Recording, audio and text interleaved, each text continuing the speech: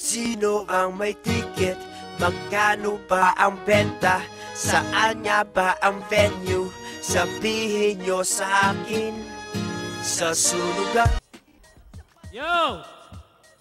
Sa lahat po na naghihintay sa susunod na battle ha, pwede yung mga nagugutom dyan, pwede tayong bumili ng pagkain doon sa likod.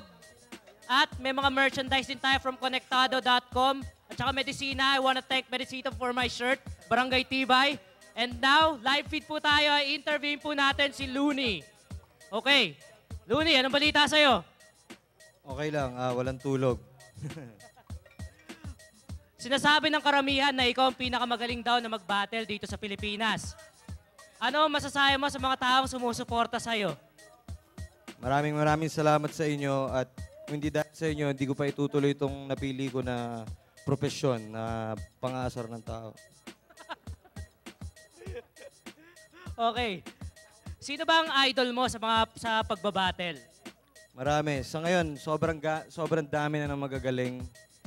Yung battle ni Abra, Apex, One Tamad, Harlem kanina, sobrang hirap pantayan nun. Sobrang napabilib ako kanina. Tsaka yung Zaito at Smuglas.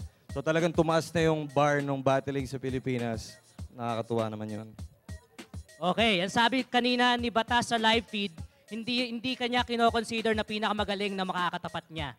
Ano ang maipapangako mo kay Batas pagkatapos ng laban nyo ngayon? Kikiligin siya pag uwi.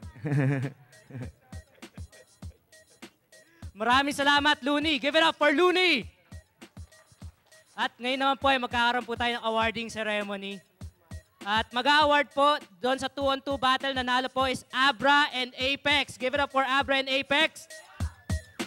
A-awardan po siya ni Ngongi.